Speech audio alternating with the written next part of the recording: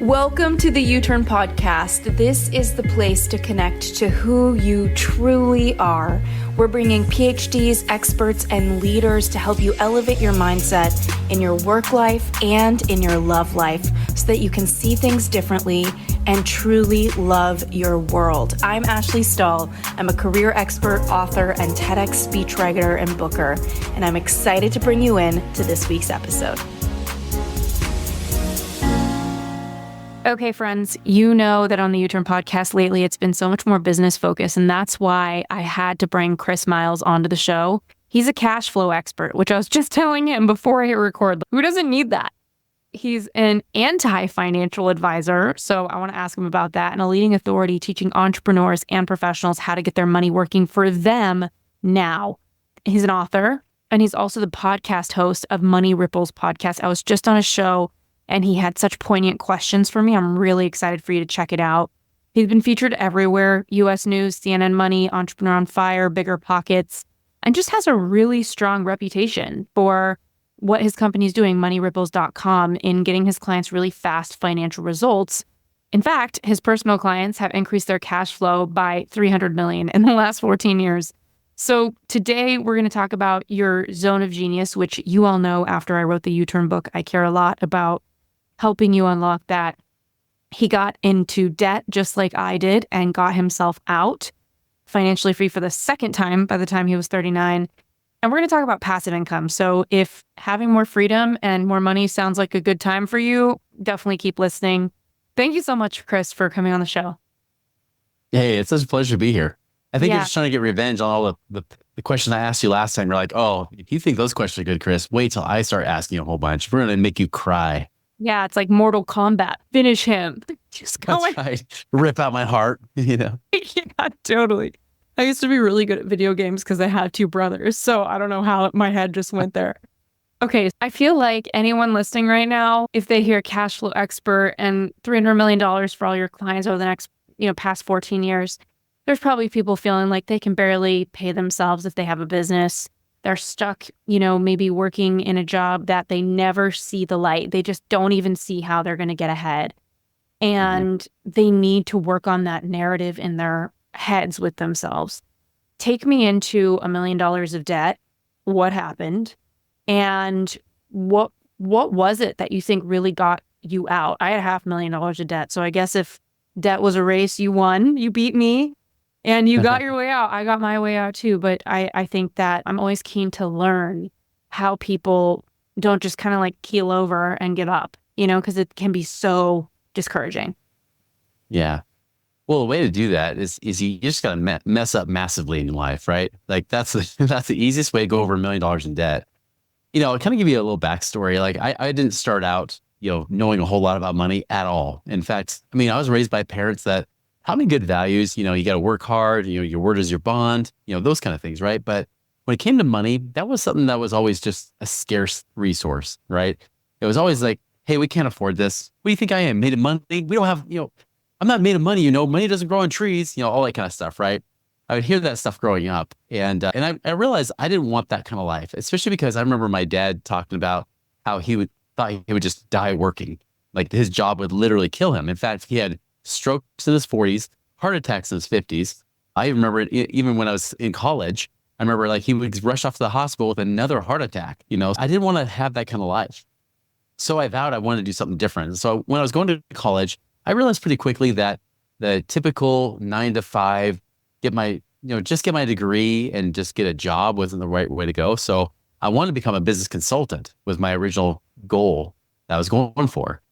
But then I realized, should I have real life business experience before I just go and get, an MBA and say, now I'm a business consultant, but I've never had real life experience.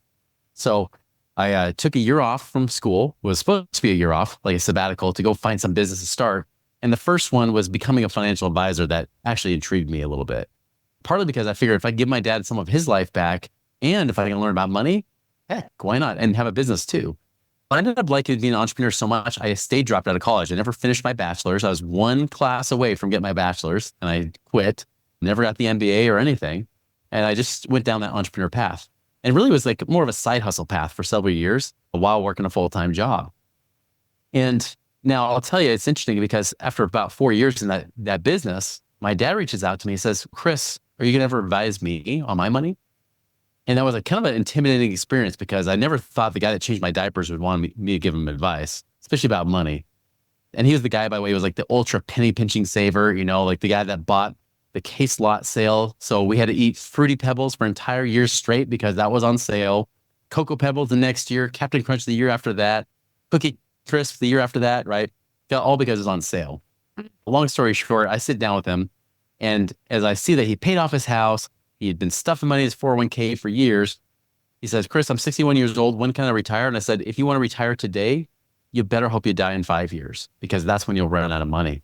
Okay, what do I do? I'm like, I don't know. You did everything right. And basically, it kind of put me in this weird tailspin a little bit, right? As the very thing the whole purpose was to learn about money for myself and to help him out, but yet it wasn't even enough for him. And he did everything right, according to what I taught. And of course, it was a few weeks later when the student's ready, the teacher appears.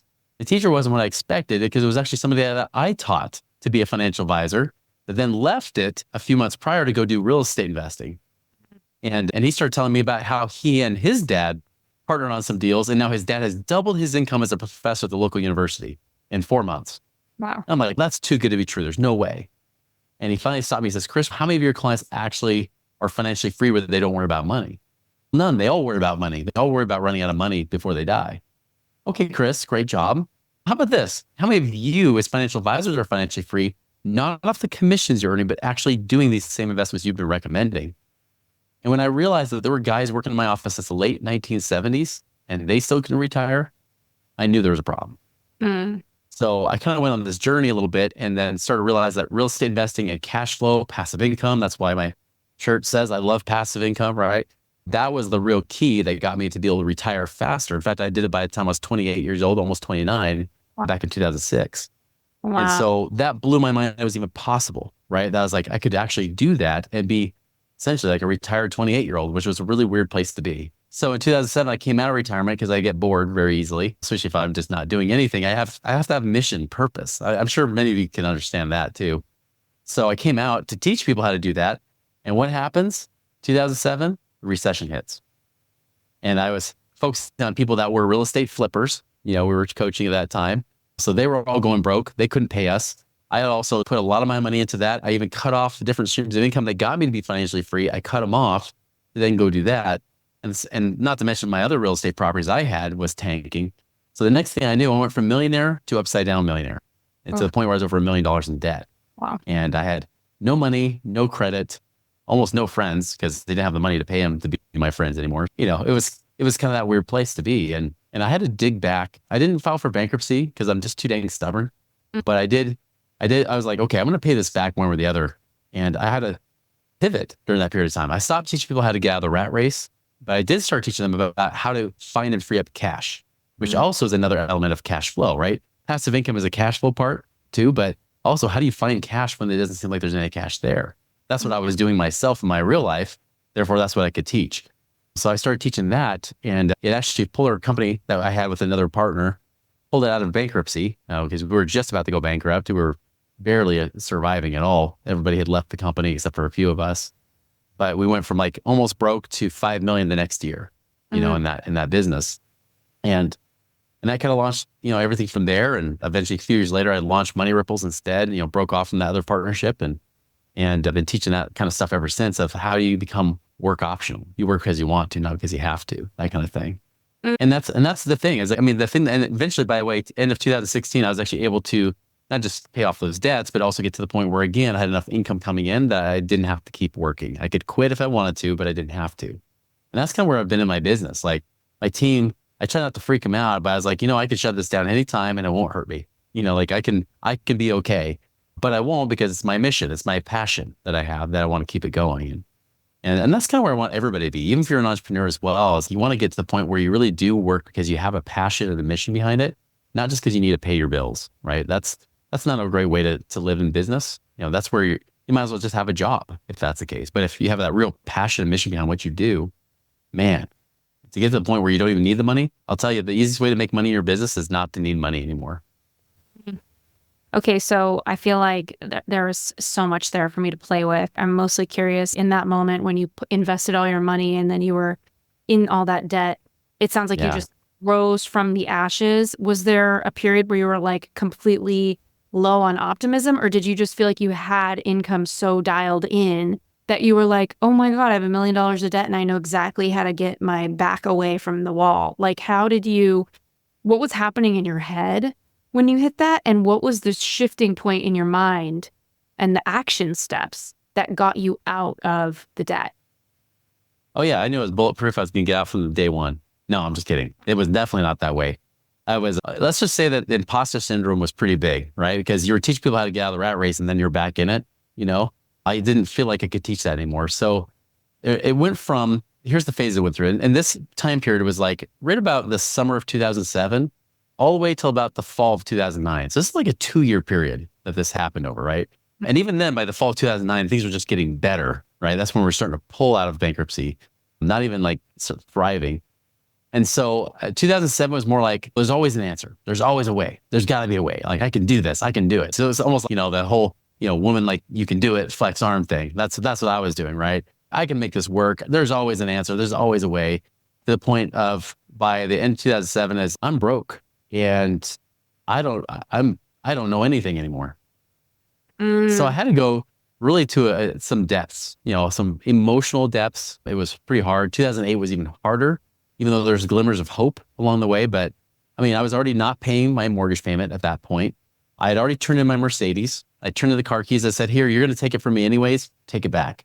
And then they, of course, auctioned it off and sold it for $30,000 less than I owed.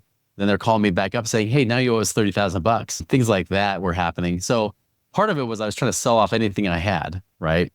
I had the illusion of a lifestyle. I was in a nice little McMansion. It was like a parade, type of show home that I had bought. Who gave a crap? Like, it's just a bunch of rock, right? But I did, because again, I had a very fragile ego going into that.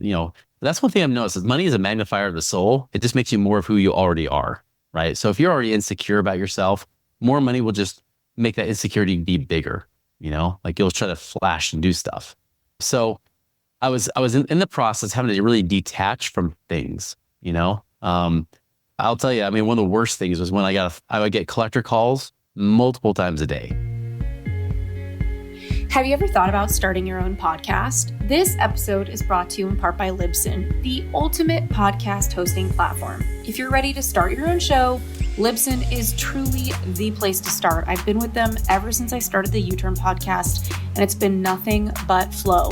Libsyn hosts both audio and video podcasts, and even has a built-in recording feature that ensures everyone, beginner to expert, can really easily share their unique voice with the world. The stats tracking available on Libsyn will also help you understand your audience and optimize all your podcast promotion strategies. Not to mention, they have a really incredible monetization feature and direct access to brands that you know and love. Having this show has truly changed my life, and I hope it's changed yours too. If part of your dream includes starting up your own podcast, go to libsyn.com, put in our promo code UTURN, and you're going to get up to 2 months of free podcasting service. What are you waiting for? Make your own U-Turn and start your podcast today. Just go to libsyn.com and use our promo code YOUTURN for 2 months of free services. How did you manage your anxiety for that? Because I got those calls. I got rid of my Porsche. I got rid of my apartment. I went to Bali to write a book. I know this feeling all too well. It sounds like you're more graceful than me, though. I was like on the floor, like, and my sister also, I had a big sister who passed away. She was an addict. And so the combo, and I'm lighthearted about it now, obviously, because that's the way of grief, right? Like, you grieve enough and then everything's like a lot lighter. But now I look back, I'm like, oh my gosh, hot mess express. I called off a wedding to a guy I was with for 5 years. My sister passed away. I lost all my money. I gave away all my possessions, and I went to Bali to write a book. Like, wow. I tried to make art out of it, but the story in my head was, I've peaked. This is it. I'm going to spend the next 10 years paying this off. Like, the opportunity to make money the way I was a one-time thing. Now I have my agency and we're doing so well, but like, I never would have thought this would happen. I didn't have enough life lived to believe more life would be lived, Uh-huh. And so I Yeah. guess I'm just thinking about people now, even if they have $10,000 of debt, 20,000, whatever, 5,000, they probably are maybe in that stuck thinking of this just there. And I just have to accept that it lives there versus Uh-huh. like this empowered thinking that got you moving. I'm so curious how you did that mentally. Yeah. I mean, I went through a lot of anxiety, a lot of late nights where I couldn't sleep. I mean, for example, one of the things I was trying to do to help find answers, right? I would be like online searching. I mean, not like I could find anything Googling, but I remember I had the cash flow game. You ever heard of the cash flow game from Rich Dad Poor Dad? Yeah. I had the CD-ROMs, back when you used CD-ROMs, right? I had those for 101 and 202. I started playing 202 more because 202 had a lot more pitfalls, more opportunities to go bankrupt. So I was trying to play that game, figuring out like, okay, is there something I'm missing in my own life? What can I figure out here? I got to the point where I'm like, I knew that about scarcity and abundance, right? So this is one thing that was an advantage that I learned prior. In fact, it was the understanding abundance that helped me get to the point where I was financially free. But unfortunately, now I'm battling scarcity. And I'll tell you this, you're never truly an abundant person unless you can face scarcity head on and still Mm, choose abundance. Like mm, anybody can be abundant when things are going well. It's when things are bad, when when you end the relationship after 5 years, right? And you're going broke and selling off everything you have in your car and everything, and then packing up and moving to some other place. If you can choose abundance even while you're in that place, that's when you know you're an abundant person. I And almost it's a feel like, conscious choice every day. And I knew that going in, right? Now, it didn't mean that scarcity wasn't rearing its ugly head every single day. And so here's, and by the way, not only did I get collection calls, I remember one collection call pissed me off really bad because the guy calls up about that Mercedes, right? He says, hey, I'm calling to collect a debt. The usual thing they all say, right? I'm calling to collect a debt. This call may be recorded. I just want to see if we can get you to pay this off. I said, no, I can't. That's why I'm in collections. And he said, could you pay $1,200 a month? I said, if I could pay $1,200 a month, I wouldn't have given back the Mercedes because that payment wasn't even $1,200 a month. It was like $1,000 a month. And then he goes to say, you know what? It's people like you is the reason why we're in this recession we're in right now. It's your fault. And I got mad. I was like, really? You want to know how many hundreds of thousands of dollars I spent hiring people just like you to have a job so you can actually chew me out like this? That's BS. And I hung up on the guy. But part of the reason I was so mad is because there was truth to it. Yeah. I mean, I wasn't causing the recession, obviously, right? But, I did feel like crap. I felt horrible. Even my wife at the time, I had at that point 3 young kids, all under the age of 4. And I was about to have a fifth or fourth one by the time the other one was 5 years old. So I basically had my first 4 kids in 5 years. And my now ex-wife, but wife at the time, should I just move out into my sister's basement until you figure stuff out? No, you leaving would be the worst thing right now I can have, right? mm, And I remember even losing our house to foreclosure the week before my fourth child was born. In fact, we had to pay the owner that bought it at the courthouse $2,000 just so I could stay in for 2 weeks, just enough while my wife's going through postpartum to get oh, us to move out to another place to rent. That's smaller and cheaper.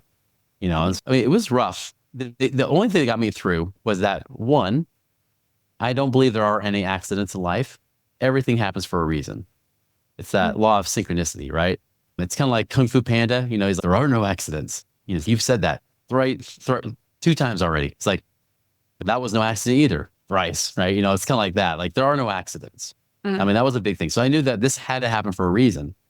Two, in the book, Think and Grow Rich, right? Napoleon Hill talks about how with every adversity, there's an opposite or equal opportunity that comes with it, right? Something to overcome. So I started becoming a little like Rocky and Rocky 3. You remember the one with Mr. T in it? yeah. Every time that Rocky got punched by Mr. T, he'd always be like, "Dude, it's so bad. Dude, it's so bad." And keep coming back. And I would be like, man, today sucked. Like today really sucked. If there's an equal or greater blessing on the other end of this, man, it's going to be so awesome.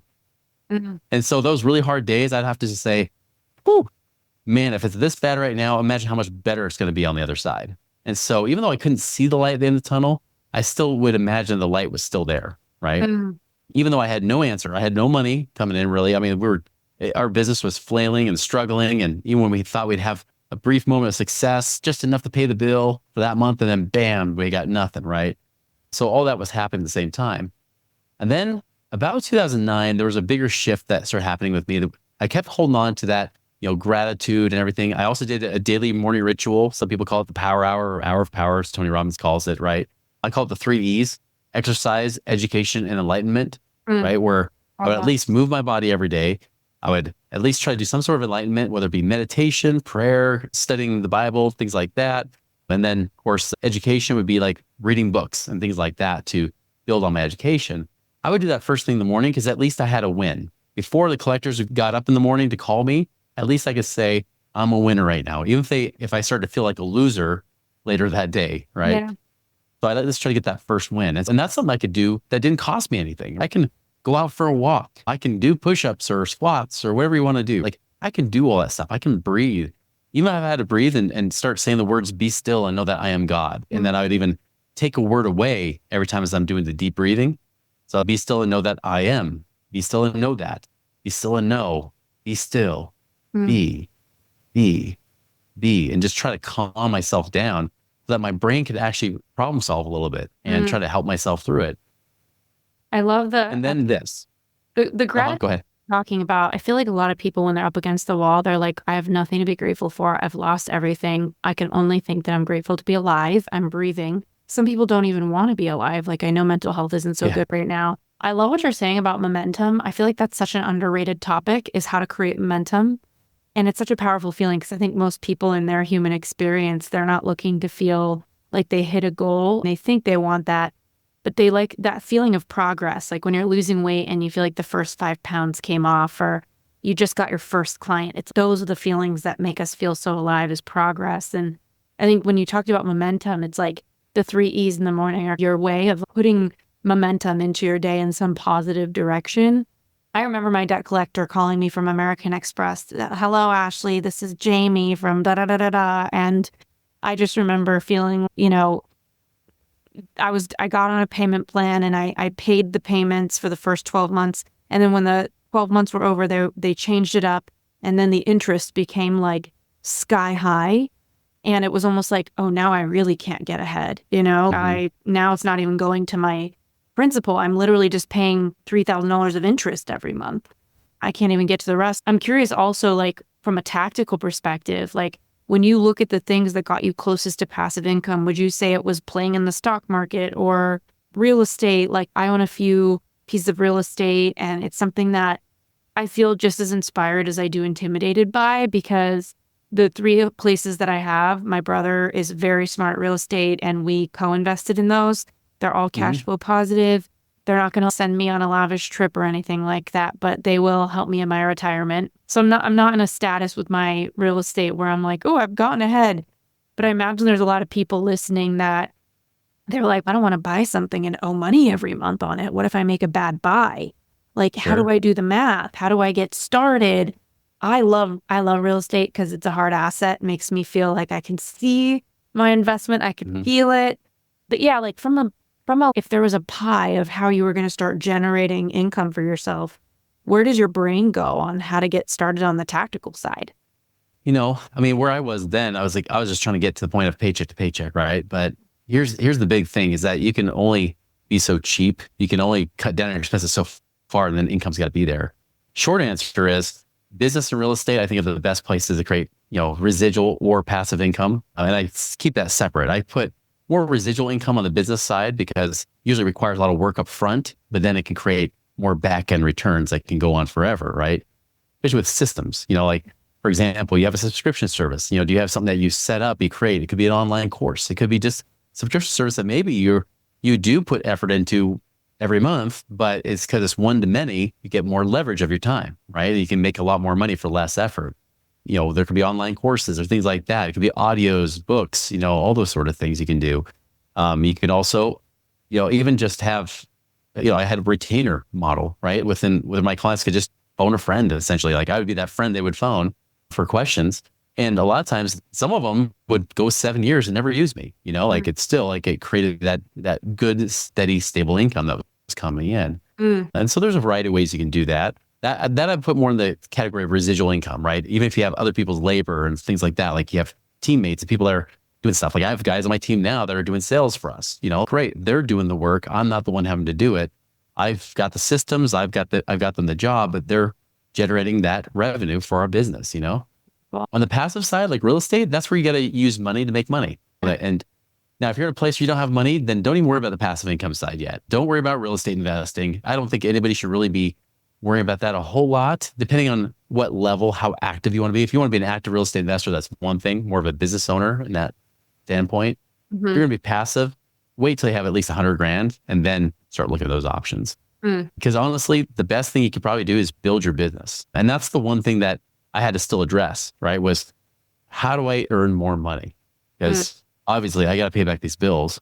And so it wasn't like, no, I did get creative in the sense that I did negotiate with credit card companies, was eventually able to pay them for like sometimes 10, 20 cents on the dollar. I was able to do that a few times, right? Medical bills, unfortunately, couldn't do that with. I had some of those because I had a daughter that went to the ER and charged 60 grand. That was awesome. All that kind of stuff could happen. But at the end of the day, though, it comes back to how do you go about creating value for people? Dollars follow value. So I always ask myself, how can I serve someone? How can I solve problems for them or add value in such a way that money is just the natural byproduct? And that's a true principle I was also focused on that entire time, which is how can I create value? So remember during the recession, and especially when I was in my own rat race hole again, right? I wasn't want to teach people something I wasn't doing. I couldn't teach them how to get out of the rat race when I was back in it. Right. So I shifted. I started teaching people, how do you find and free up cash, right? How do you find money that you can have? And the reason that came to be is because people would come to me, they're like, Chris, I would like to hire you, but honestly, with the recession, things are tight. I just don't have the money to pay you. Now, I wouldn't say this out loud verbally because it might be business suicide, but in the back of my mind, I'm thinking, I can guarantee my financial situation is way worse than yours. And so I would come back to them. I'd say, listen, if I can help you find the money, will you pay me? If I can find the money to pay me, will you pay me? They're like, well, yeah, I guess that makes sense. Sure. So I would say, great, here's ways to find and free up money. Because I was having to get so creative in my own situation. I was seeing different doors and opportunities to be able to do it for them. And sometimes as simple as just if they're a business owner, how do they charge? Like what's their business model like? And the revenue model, is it jacked up or some ways? Or like I had a chiropractor, for example, that had to raise his fees in 15 years. Dude, inflation alone says you should raise your fees, raise them. Things like that, or just here's things you can do to be more profitable in the business. Hey, here's some things you do to pay off debt creatively. Like I found one of the things I did before I did passive investing is I started figuring out ways to pay off my debt. I did it not based on interest rate. I did it based on what's the ratio of the payment to the balance, which I also called the cash flow index is what I created back then. And the cash flow index just says I take the balance of that loan divided by the minimum payment. And then whatever that number is my cash flow index. The lowest number I pay off first. So it's like this. If you had two $10,000 loans, one of them is a credit card you're paying $200 a month on, while the other one's a car loan you're paying $500 a month on. If all I had was $10,000, I had to pick one. Good old Dave Ramsey will tell you to pay off the credit card every time. Like, oh, get rid of those higher interest credit cards. But I'm like, no, I know what it's like to have bad cash flow, especially when you're a business owner. You need cash flow just in case. Even if you're in a good position, lower payments are better. So I was like, no, I would pay off the $500 a month one because I can always take the $500, pay it to the $200 and pay that credit card off in a year anyways. But at least at that $500, if something goes wrong, I only have to pay the $200 a month payment versus if I followed Dave Ramsey's advice about trying to save and live on rice and beans, then I would be trying to go and figure out how to pay that $500 a month payment just because I had lower interest. Right? That's a really interesting point because it keeps you in the debt if you pay everything you've got towards things and you're not being mindful of your cash flow. And that's what I went through when I was paying off my debt was I would get a $50,000 opportunity, which was an insanely awesome blessing that I worked for. And then I'd be like, all right, there goes that credit card on to the next. And I always felt so broke. I always felt like such a failure. Right. And I had to keep doing gymnastics on my mindset to think you're not an imposter. You're not a failure. You're great. I couldn't feel the success of anything I was doing because money just felt like it, like my bank account felt like a trampoline where money was on its way somewhere else at all times. Yeah. But when you're doing that, like you kind of pointed to what I think a lot of people would feel is like imposter syndrome. You know, your clients, like you said, in your head, you're like, I'm doing way worse than you. It's the worst feeling ever to feel like but you also had all this to offer. And I think this is a really cool point for people because you talk a lot about zone of genius. And I think that your zone of genius is really untouchable. It doesn't matter what your bank account is. Obviously, you have to live in integrity. if you're coaching people on how to have a business and you don't have a business, you've never had a business, you don't really understand it, you might be out of integrity, right? And I'm curious, like, how did you get out of any sort of possibility of blocking yourself from taking on those opportunities and not thinking? I mean, for me, I lost, $500,000 and was in all that debt.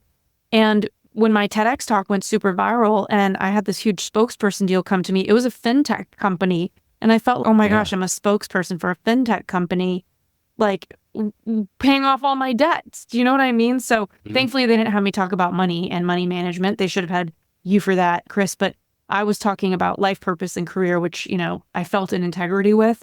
But even then it was like, why does anybody want to listen to me? I'm this huge failure. And obviously I got out of that thinking and moved on and created something else. But it held on to me for such a long time. And I hate knowing that some people listening right now are feeling that heartache inside of them. And I hope that we can change that today.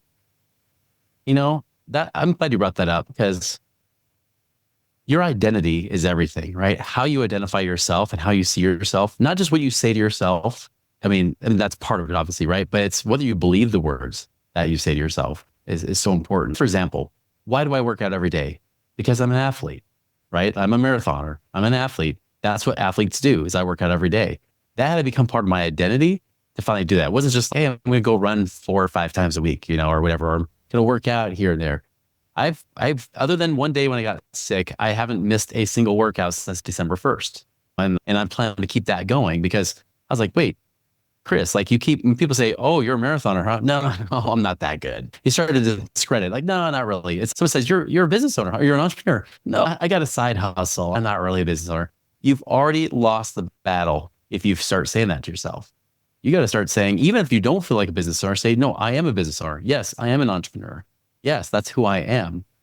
And I think that's why I struggled so much in those early years, where I would have these moments of bliss and then crash and back and forth. It wasn't really to the last, 10 years, the last decade of my 22-year career, I could say, oh, it could be easier than this.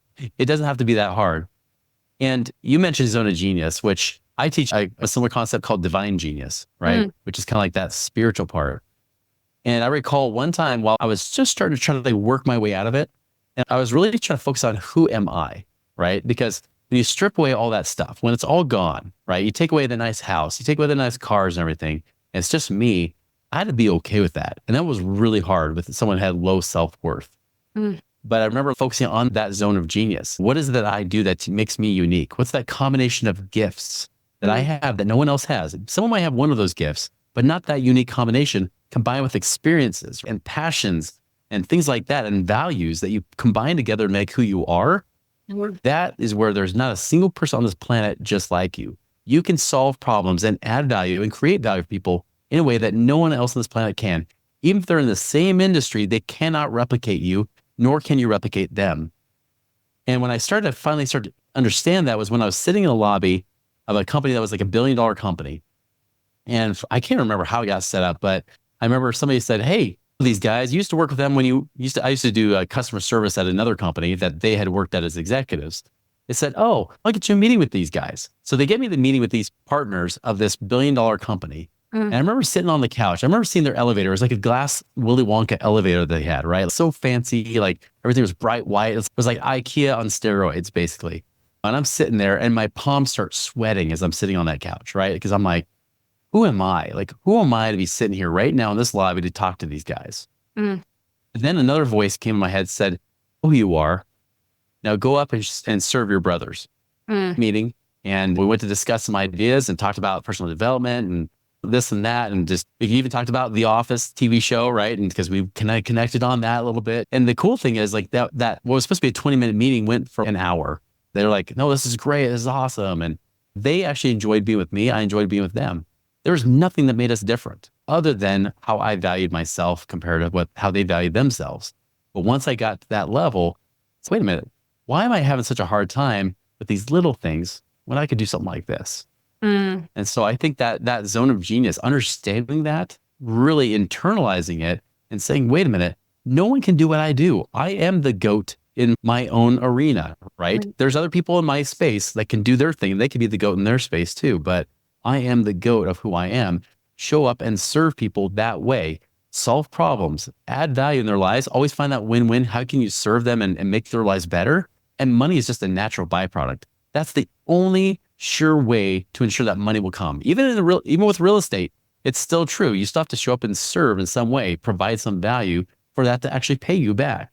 So that's always the secret. If you want to make more money, stop asking that question, how do I make more money? Start asking, how can I serve more people and solve problems where money is just the byproduct?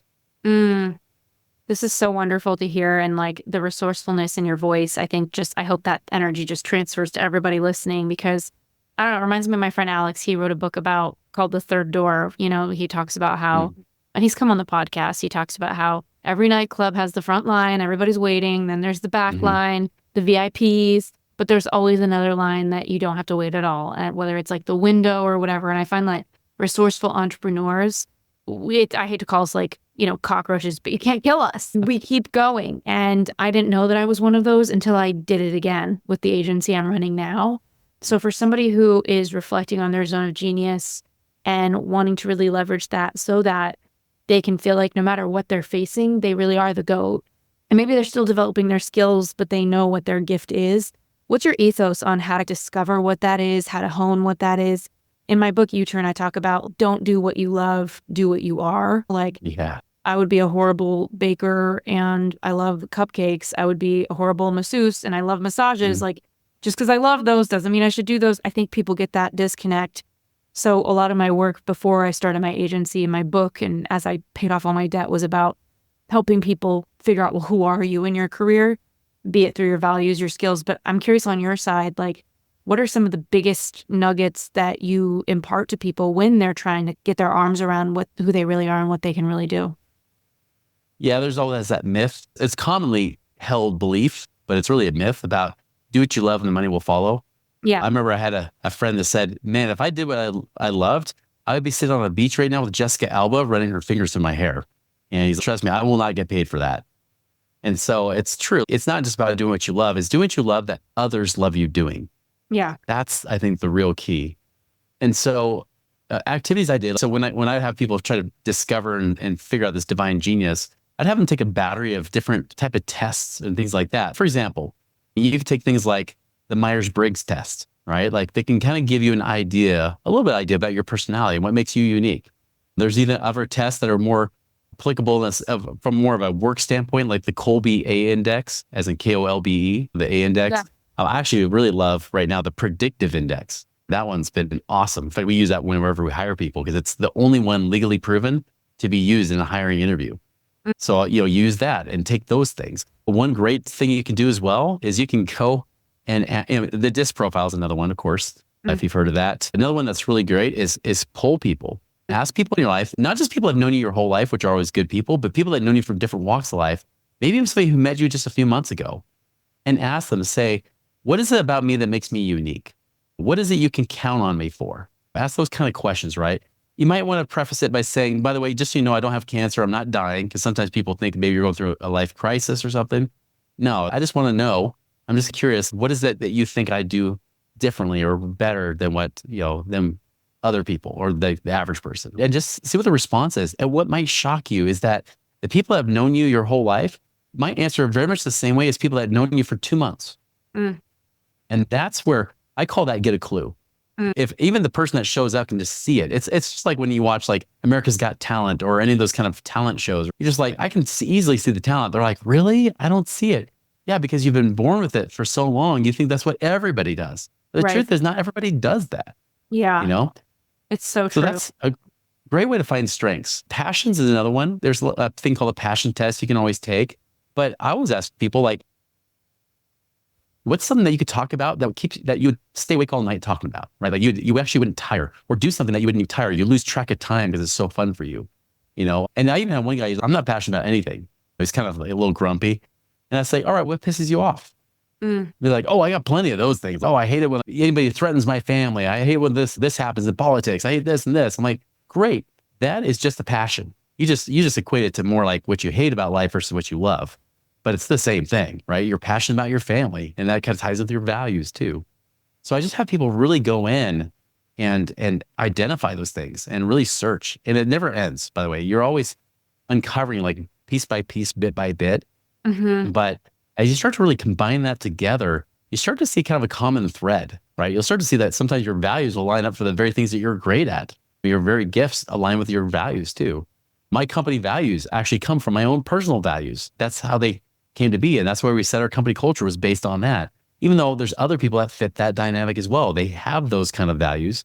And that's why our company works so well together. If somebody doesn't have those values, they stand out like a sore thumb, and they either quit on their own accord or they get fired, Mm-hmm. So you just to start really focus on those strengths, passions, and values. And really now how you take that to solve problems in other people's lives is just the next part of that journey.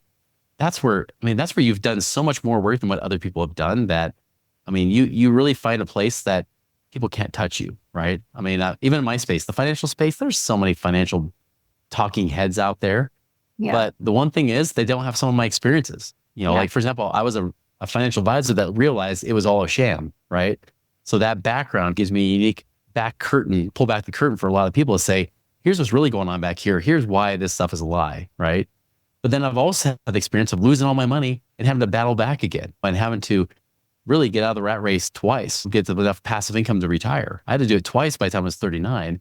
And part of that, by the way, is what got me through those experiences, because I even forward projected myself in the future while I was in the crap moment, saying, you know what, wouldn't this be a cool story if, like, down the road, I was like the guy that actually did it. I actually had done that.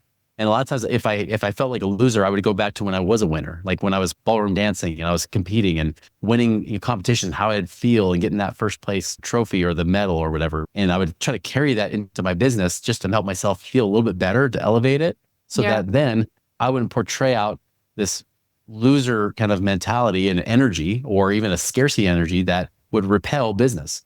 Just when you're in scarcity, you work 5 times harder to make the same dollar. It's so much easier when you can be in a place of abundance. Choose abundance and say, even if you have $1,000 sitting in a checking account, to say, you know what, at least I don't need that one client, because I still have that $1,000. That's what I had to do. I had to throw $1,000 in there just to say that was my abundance insurance, to say, I have $1,000. I don't need that one client. And, but they might need me. And if I can serve them and help them in a certain way, then this would make sense. And that made it so much easier to close business, even though I was flat broke. Okay, so final question, unless there's something that I haven't asked you that you think would be really powerful to share before we go. The biggest question I have is, if you lost everything yet again, all your money, all your business, everything, what would be the first thing you would get started doing, and how would you make money off of it? Like, what would be your marketing or strategy to turn that idea into clients? I would start reaching out to relationships right away. Okay. That was the mistake I made in 2007 and 8. The reason I think it went so long, besides all that self-doubt and everything else creeping in, was that I felt like I had to keep my problems a secret. Now, I'm not saying air out your problems on social media and let the whole world know about what's going on, right? Yeah. But I wouldn't actually go out to seek for help, because I didn't want to, I felt like I had a scarcity disease that I didn't want to spread on other people. So I said, I'll just figure out my stuff, and then I'll talk to people. Then I'll go out and reach out to these relationships. But in truth, if I had just reached out to them in the first place, reached out for help, come from a place of humility to say, I don't know everything, and really start to ask for help from those relationships. And it could have been just making that current business model work, or even just, hey, what do I need to do to pivot, to do something different? That right there, having that strong support group of people that are abundant minded, that are willing to give you honest answers, even if the truth hurts. That right there is so important. In fact, even when I went through a divorce in 2015, and I was pretty much almost starting over again financially, because I was giving everything that I had to my ex-wife. Wow. That happened as well during that time. But the difference was, I said, I'm not going to make that mistake again. And so I started reaching out to some of the closest friends and relationships that I had. And I really only had this broke moment for about 4 months, right? Where I was like, money was really tight. But once I was like, okay, get through all the emotional, stuff, which that was actually in a lot of ways emotionally harder than the financial trauma that I had previously. The divorce and being single when I had basically 5 or 6 kids that I was used to being around all the time, that now I was lonely and depressed. Like, that was hard. Yeah. But once I got past that and I focused again on how do I serve people? How do I solve problems? What can I do? That actually is what created the business model I have today, because I started reading the book, The Pumpkin Plan, and figure out what's really I do, what is it that I do best. the podcast was the main thing. And so I focused all on the podcast. I stopped speaking on a bunch of live stages everywhere, did just that and focused there, doubled down there, and then started focusing on how do I serve people? How do we help create passive income, which is what I was starting to do for myself. And voila, like the rest was history. So that's what I would do differently. And I think anybody that feels like they're struggling right now, focus on, again, those relationships. Again, how do you show up to serve people? And even those people that maybe can help you too, find out how you can serve them. It doesn't always require money. Sometimes they have something in their own personal life that you might be able to help them through, right? You just never know what you can do to help serve people. It's like sales is such a beautiful exchange of energy. It's like by helping other people, it some way comes back to you as financially and you get to help you. And I think it's just wonderful when people can think about sales in a different way than the slimy things we're all traumatized by that do happen in today's world. This has been so wonderful. I feel like I needed my own reminder that I can keep creating successfully because I have. And so it's always nice to hear from somebody who's lost it all as well, at least financially, and recreated it. It reminds me that this second time that I'm winning isn't my last time either. And I hope that everybody remembers that who you are has nothing to do with where you are. And you can be somewhere totally different really quickly. It's kind of surprising. I remember one time when I was starting this agency, my back was against the wall. We were doing really well, but I could barely clear payroll one month because a bunch of clients who were going to sign delayed to the next month. And then the one that did sign chose a payment plan. And I remember thinking, oh, I can't clear payroll and feeling like such a failure. And then the last day of the month, 4 people signed up and it was a 6-figure month. Wow. So it's like life can change so quick. And the real game is not playing ping pong in your head about who you are. And it's so damn hard. And so thank you again for coming on the show. Where can everybody learn from you? It sounds like you have maybe a community. I know you have your podcast, which I love. Where would be a good place for people to start absorbing more of you? And also, you talked about the book, The Pumpkin Plan. I just put that in my Amazon cart. And if there's any resources additionally that you would recommend people check out. Yeah, definitely. MoneyRipples.com. You can always find stuff there. You mentioned the Money Ripples podcast. We're now in our 10th season. So definitely feel free to check that out. And then social media, anywhere we see at Money Ripples, you can find us on pretty much any social media channel as well. Awesome. Thank you so much for coming on. That's such a pleasure. It's always fun to be with you. Yeah, you too. Thanks for tuning in to the U-Turn podcast. I hope you learned so much in this episode and you're putting it into action today. We would love to hear from you. Slide into my DMs at Ashley Stahl or leave a written review if you're inspired. It would mean so much to us. Be sure to subscribe to the show because, as you know, the more subscribers we get, the better the guests we can bring you. And in the meantime, if you're looking to skyrocket your personal brand and impact millions, head on over to wisewhisperagency.com to learn more about how we are getting clients booked for the TEDx stage.